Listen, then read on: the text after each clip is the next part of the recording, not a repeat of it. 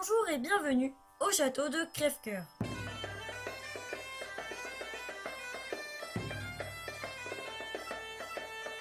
Toute l'équipe vous invite à découvrir le Moyen-Âge et partir à la rencontre des multiples objets, parfois insolites. En effet, ce lieu chargé d'histoire présente de nombreux facsimilés reconstitués, permettant de recréer cette ambiance si particulière au monde médiéval. Vous désirez en savoir plus sur les arts de la table au Moyen-Âge? Alors, c'est parti! Dans cette vidéo, l'accent sera tout particulièrement mis sur l'aquamanile. Mais qu'est-ce qu'un aquamanile? D'où provient-il et à quoi sert-il? Eh bien, dans quelques instants, je ferai la lumière sur cette affaire. Mais avant d'entrer dans le vif du sujet, un peu d'histoire. Le site trouve son origine au XIe siècle.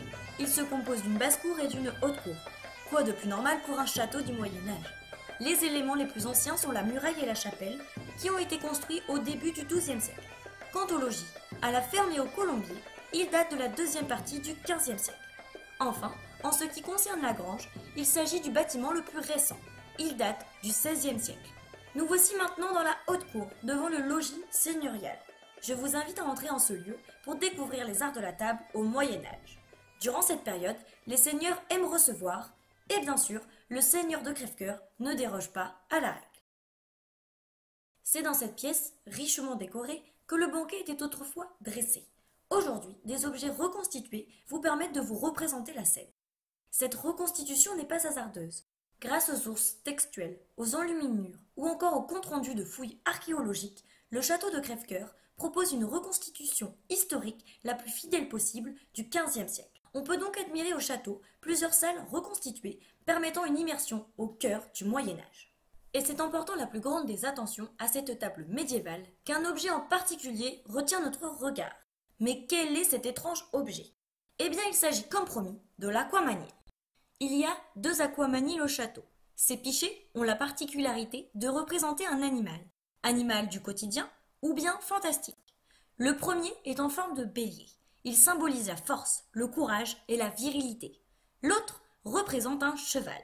Dans l'imaginaire médiéval, il possède un lien particulier avec les hommes. Tractant de lourdes charges, transportant les hommes sur son dos en toutes circonstances, c'est un animal précieux. D'autres formes d'aquamanile sont tirées de l'imaginaire fantastique du Moyen-Âge. En voici quelques exemples. En tout premier lieu, la fameuse licorne. Qui n'a jamais rêvé de tomber nez à nez avec une licorne lors d'une promenade en forêt? Cet animal peut être représenté sous différentes formes. Tantôt, on l'affuble d'une tête de cerf ou bien de pieds d'éléphant. Il est également possible de l'avoir représenté doté d'une queue de lion ou de taureau. Un autre animal très présent dans l'imaginaire médiéval, le dragon. Au Moyen-Âge, il inspire la peur par sa grande taille et son mauvais caractère. Recouvert d'écailles, crachant du feu par sa gueule et ses oreilles, il est le gardien des trésors. À ceci s'ajoute le griffon. Animal fabuleux, moitié lion, moitié aigle. Sa prodigieuse force lui permet de garder les montagnes. Remontons à l'Antiquité, l'utilisation de l'aquamanile est répandue au Moyen-Âge. À l'origine, l'aquamanile sert pour les rites religieux lors de la purification. En effet, les prêtres avaient recours à cet usage pour se laver les mains avant et après la messe. La production des aquamaniles est principalement présente au nord de l'Europe, en Allemagne ainsi qu'aux Pays-Bas, durant le XIIe et le XIIIe siècle. Ils sont majoritairement fabriqués en terre cuite et sont réalisés à partir de différentes techniques. À savoir, la technique modelée pour la réalisation 3D et la glaçure qui fait référence à la cuisson. Enfin, pour fabriquer le cheval idéal, une troisième technique est pratiquée, la technique du tournage. Le bronze peut également être utilisé, notamment pour la réalisation d'animaux légendaires faisant partie du bestiaire médiéval. Mais à quoi servent ces objets? Eh bien, ils sont utilisés pour se laver les mains, comme leur nom l'indique, aqua signifiant eau et manus désignant la main en latin. Au préalable, pour une senteur des plus agréables, ainsi que pour une bonne santé, il est tout à fait possible d'infuser des feuilles de menthe dans l'eau. On peut également y ajouter de la camomille, du romarin, de l'écorce d'oranger ou encore du laurier, comme en témoigne la recette pour faire eau à laver main sur table du tome 2 du Ménagier de Paris. En effet, ces plantes servent pour le domaine médical et sont désinfectantes.